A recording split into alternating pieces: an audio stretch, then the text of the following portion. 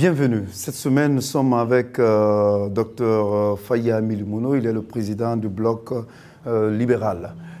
Docteur, merci d'avoir répondu à notre invitation. Alors, il y a longtemps, le Bloc libéral ne manifestait pas. La dernière fois, on vous a vu avec cette association de membres de la société civile qui se fait appeler la Force sociale. Vous avez manifesté avec eux. Et quelques jours après, vous étiez prêt aussi à manifester avec l'opposition dirigée par M. Cellou Dalein Diallo. Pourquoi vous avez changé?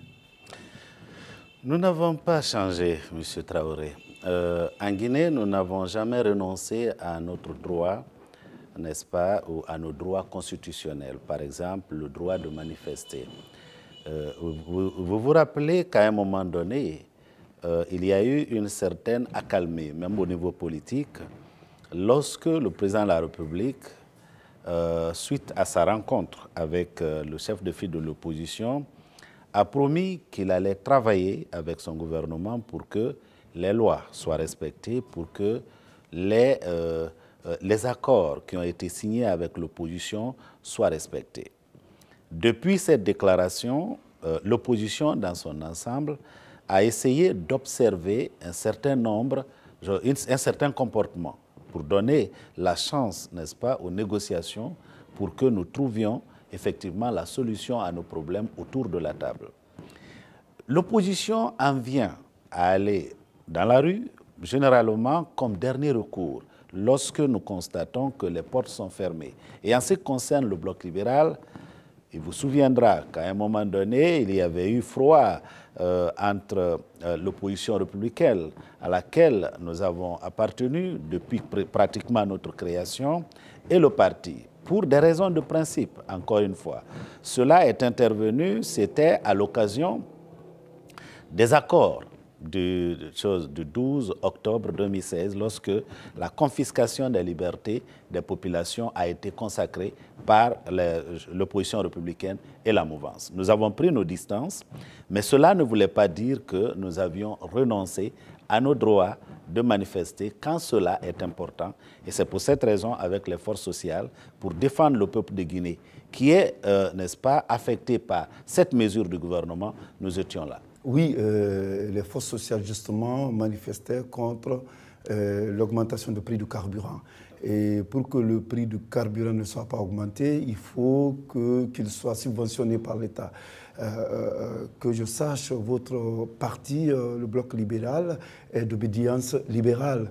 Vous prônez moins d'État dans la gestion des affaires. Et est-ce que vous ne pensez pas là donc qu'il y a une sorte d'incohérence dans vos démarches? Non, pas du tout. D'abord, nous sommes en train d'observer la gouvernance du professeur Alpha Condé et des différents gouvernements qu'il nous propose. Nous n'avons jamais cessé d'attirer l'attention du président de la République sur le fait que non, ce n'est pas le gouvernement qui fait le travail. Ce sont les citoyens qui font le travail. Nous avons toujours exigé du gouvernement de nous donner un gouvernement restreint, composé d'hommes et de femmes compétents, choisis pour leurs compétences et leur intégrité. Cela n'a jamais été le cas. Vous-même, vous êtes témoin du gouvernement qui est là actuellement, 30 et quelques ministres. Ça coûte très cher au peuple de Guinée.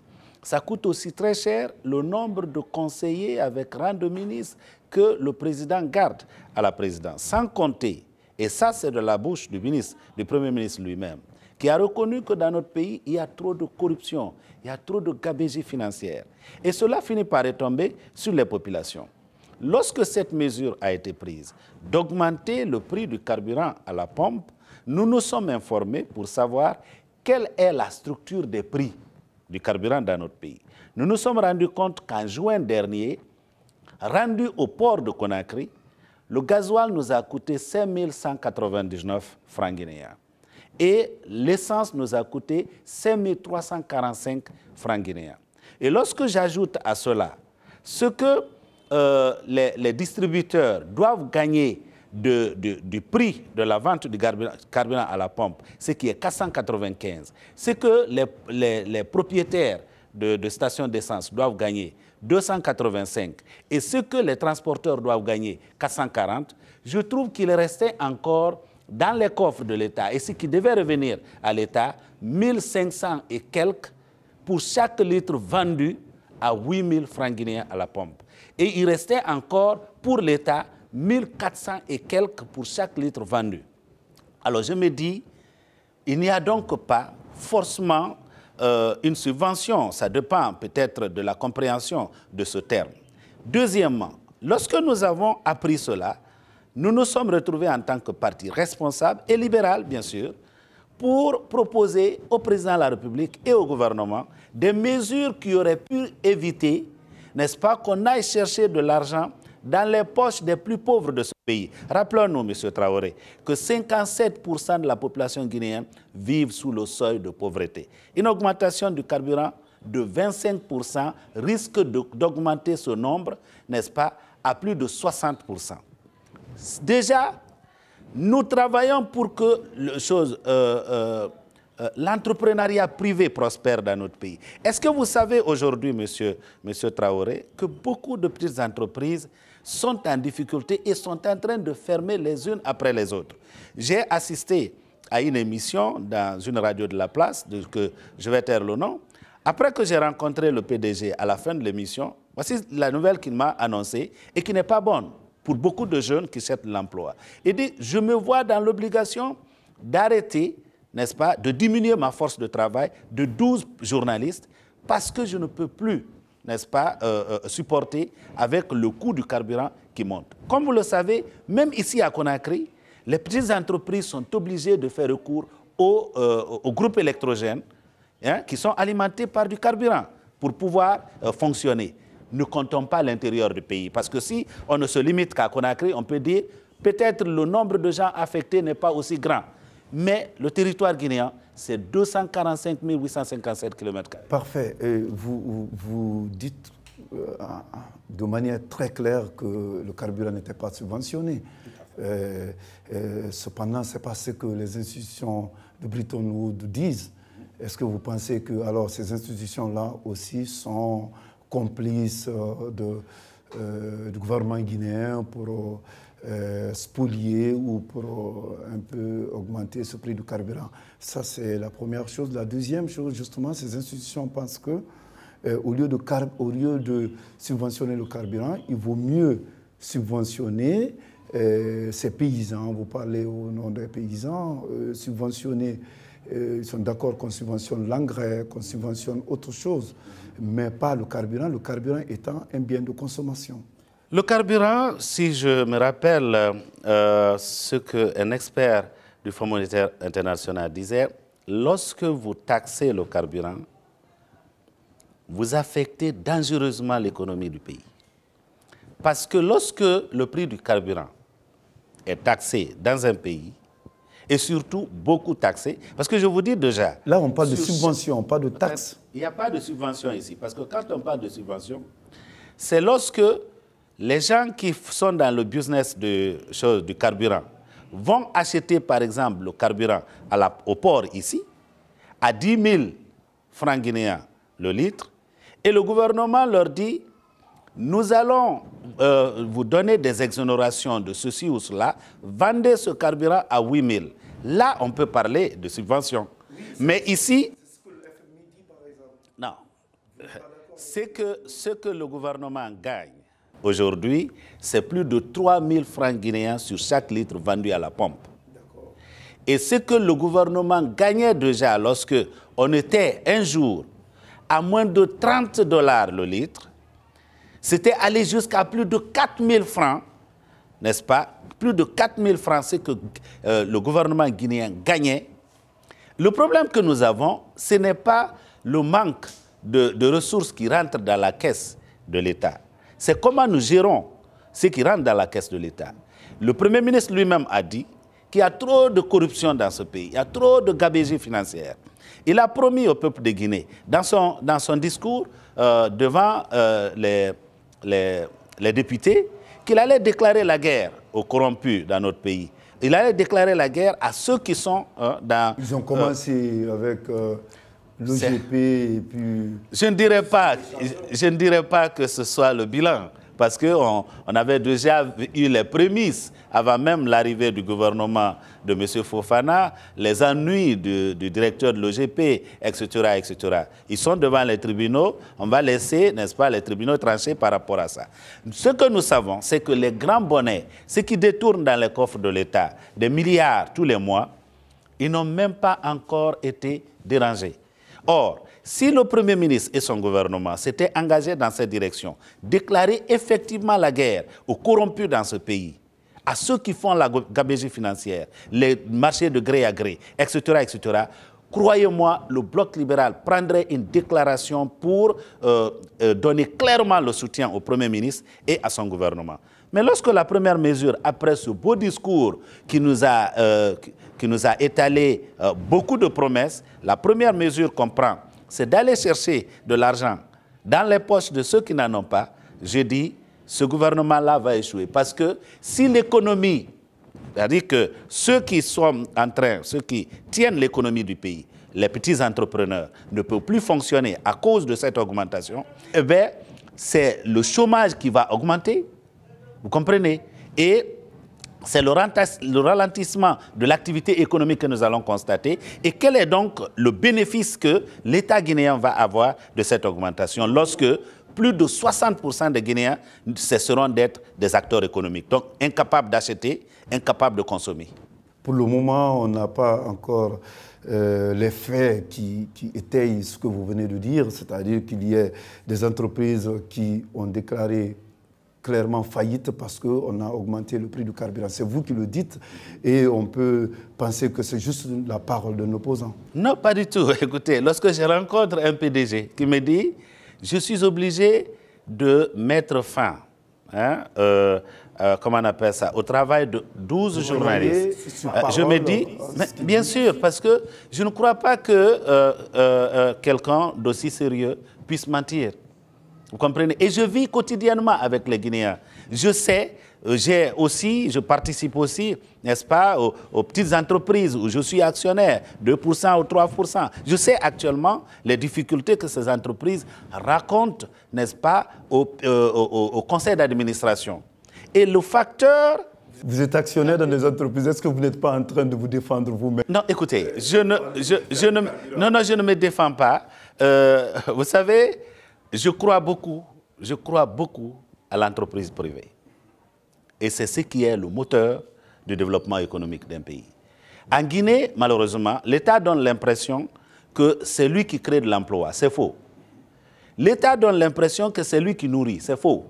L'État doit simplement créer des conditions de sécurité, d'exercice des libertés, la justice, etc. pour que les libertés individuelles s'épanouissent. Et lorsque ces libertés s'épanouissent, ça va avec la liberté d'entreprise. Est-ce que vous comprenez? Alors, je crois en cela. Je n'ai jamais cru en un emploi. J'ai été formé pour enseigner, j'ai enseigné, mais tout en enseignant, j'ai toujours été à côté d'un entrepreneur. D'accord, Monsieur Mulmono, vous venez de dire qu'il faut qu'il y ait de l'investissement privé. Il faut que les privés donc, se développent, il faut qu'on crée des entreprises privées. Donc. Mais est-ce que vous savez que ceci ne peut pas être aussi facile si, depuis pratiquement 7 ans, vous manifestez, vous êtes dans la rue, vous êtes en quelque sorte un opérateur économique. Et donc, vous savez que, comme on le dit le plus souvent, que l'argent n'aime pas le bruit. Alors, est-ce que vous ne pensez pas que l'opposition guinéenne va au-delà de ce qu'elle devrait faire, c'est-à-dire empêcher carrément M. Alpha Condé de gouverner? Écoutez, nous sommes dans cette opposition. Vous savez, souvent quand nous entendons nos compatriotes nous demander est-ce que ce que vous acceptez avec le gouvernement ou avec le président de la République, vous n'êtes pas en train d'être roulé dans la farine? J'ai porté la parole de l'opposition la dernière fois. Et quand j'ai annoncé que la manifestation qui était prévue le lendemain, nous l'avons reportée parce que nous avons reçu la lettre du Premier ministre nous demandant de suspendre à cette manifestation, c'est parce que l'opposition guinéenne a toujours donné la chance au dialogue pour trouver des solutions. Nous n'avons été dans la rue que lorsque nous constatons que toutes les portes sont fermées au dialogue. lorsque nous constatons qu'il n'y a pas une volonté politique, lorsque nous constatons que les lois de la République sont violées, lorsque nous constatons que les accords ne sont pas respectés. Et le plus souvent, ce n'est pas dès qu'on se retrouve qu'on décide d'aller à la manifestation. Alors, la réponse que j'ai eue à l'intention des journalistes qui m'avaient posé la question, est-ce que vous croyez en ce que le Premier ministre vous a dit? J'ai dit oui, c'est parce que nous sommes en Guinée que vous me posez cette question et que je me sens dans l'obligation de répondre. Dans un pays normal, lorsque un président de la République ou un Premier ministre s'adresse à son opposition pour dire, donner la chance, n'est-ce pas, au dialogue pour trouver la solution, eh bien, cette opposition, si elle est responsable, elle doit s'arrêter. Mais c'est parce que toutes ces paroles par le passé n'ont pas été suivies d'effets que les compatriotes se posent la question, est-ce qu'on n'est pas en train de vous rouler dans la farine? Alors, cessons de faire de ce pays un pays anormal. Vous verrez que les opposants ne seront plus dans la rue. Oui, justement, le seul hic, c'est que vous manifestez depuis pratiquement 7 ans. Depuis pratiquement 7 ans, vous n'êtes pas satisfait. Écoutez, mais qu'est-ce que nous avons obtenu du respect de la loi depuis 7 ans qui ne soit pas passé par une manifestation? Et il n'y a pas que vous ne vous battez pas que pour le respect de la loi, vous vous battez aussi pour le respect des accords. Et il se trouve aussi le plus souvent que les accords sont en dichotomie, ne sont pas toujours en harmonie avec la loi. Je suis d'accord avec vous et j'ai toujours été très vocal. Le peuple de Guinée qui nous écoute, n'est-ce pas, se rappelle que nous avons pris position et contre la mouvance et contre le reste de l'opposition quand nous avons constaté que les libertés des Guinéens ont été confisquées, lorsque nous constatons qu'on est en train de jouer avec la loi. Pour nous, nous sommes en politique parce que nous croyons que l'ordre, si nous voulons l'obtenir, c'est lorsque tout le monde respecte la loi. Lorsque nous constatons malheureusement que les dirigeants, ceux qui sont censés nous amener à respecter les lois, commencent à les violer, ça nous inquiète. Mais nous n'avons jamais manqué l'occasion d'envoyer des critiques aussi bien à l'opposition qu'à la mouvance lorsque on a mis de côté la loi pour s'adonner à des arrangements. Justement, parlant justement de ce tandem ou encore de cette complicité entre le principal parti de l'opposition et le parti au pouvoir, le RPG et l'UFDG, on a vu que les deux se sont arrangés à tailler sur mesure une loi qui a abouti aux dernières élections locales. Et on est allé aux élections. Ça s'est mal passé, on va le dire ainsi, parce que jusque-là, on a du mal à mettre en place l'exécutif au niveau des élections locales.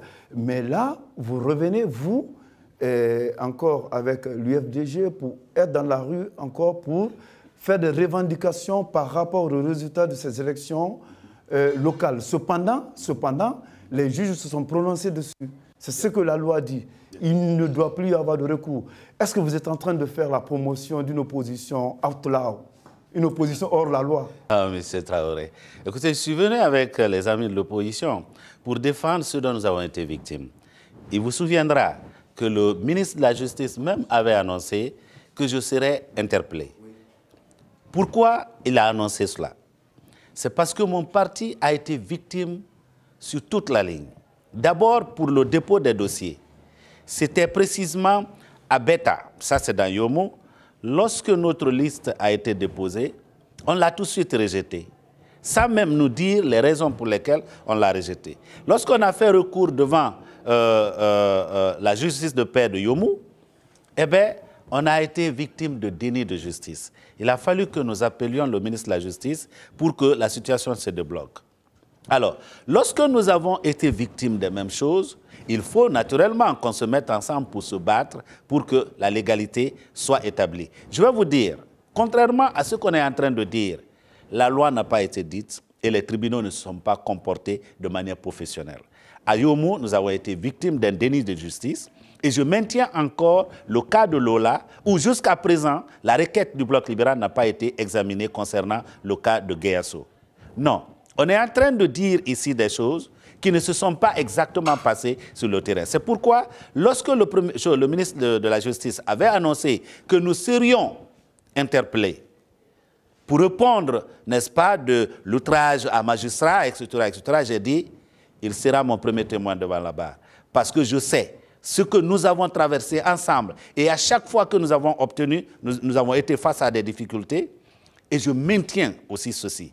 Lorsqu'un magistrat refuse de dire le droit, il fait la promotion de la violence. Et ce magistrat ne mérite pas d'être considéré comme un magistrat. Maintenant que le magistrat, il a dit, et la loi dit que quand il a dit, c'est fini, qu'est-ce que vous pouvez faire? Ce qu'on peut faire, lorsque la loi a été dite, on respecte la loi et puis on bouge. Mais dans le cas précis, je peux vous le dire, la loi n'a pas été dite. Je continue à vous dire qu'à Yomou, qu'à Lola, la requête du Bloc libéral, je peux vous donner le numéro de mon avocat qui est en Zérekoré, il vous confirmera ce que je suis en train de dire, parce qu'on est en train de dire des choses ici à Conakry qui ne se sont pas exactement passées comme ça sur le terrain.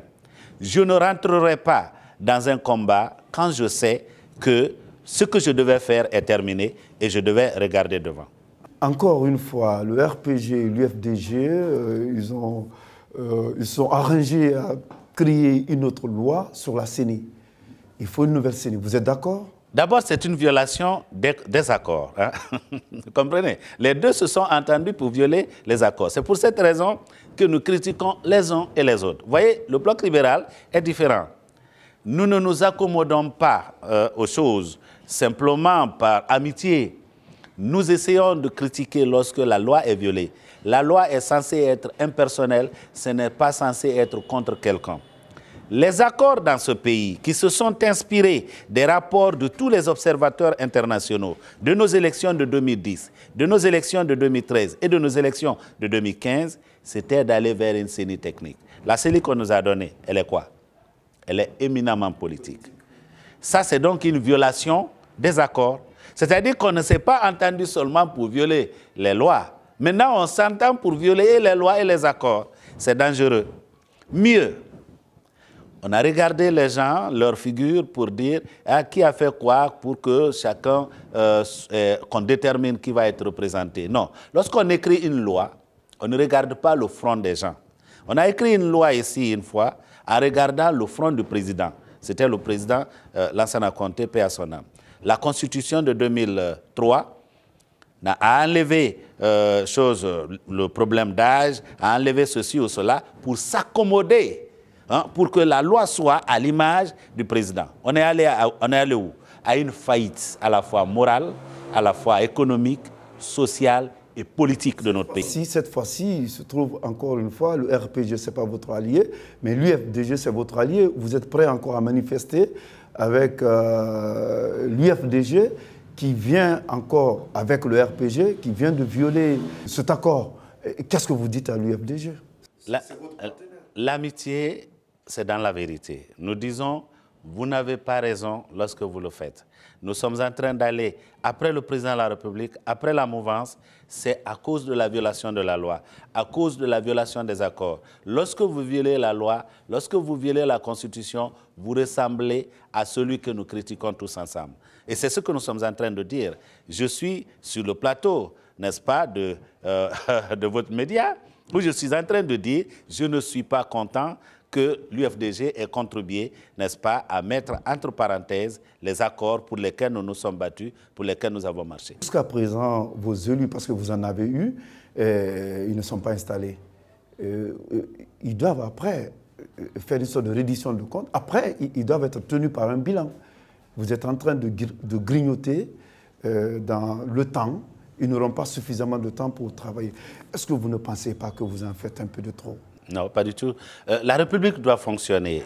Ce sont des élections locales, M. Milumono. Ce sont des élections locales. S'il y a un problème à Dixine, vous répercutez ce problème-là à Yomou.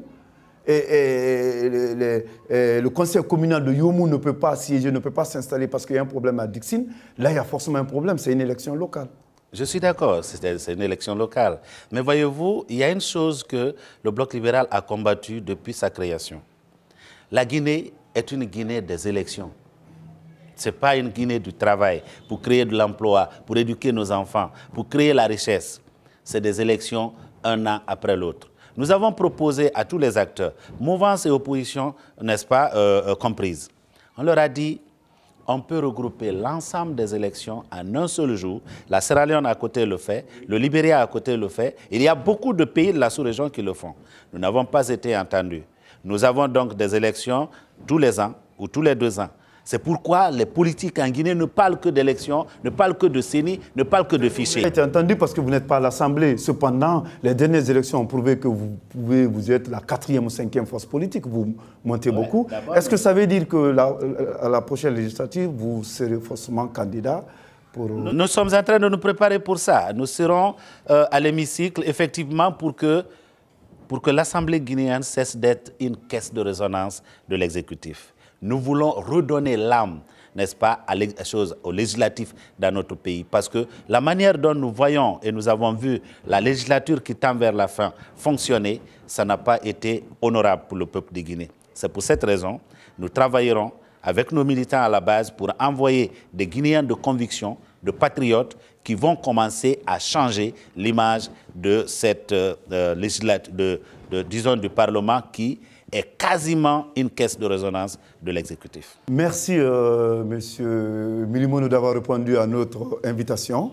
C'est moi qui vous remercie. C'est parti vite, mais c'est comme ça, l'émission. Merci, à la semaine prochaine. D'ici là, vous pouvez, donc, cette émission, vous pouvez la voir sur Espace TV, sur Média Guinée, Accent Guinée, Reporter Guinée et sur tous les réseaux sociaux. Merci, à la prochaine. Ciao.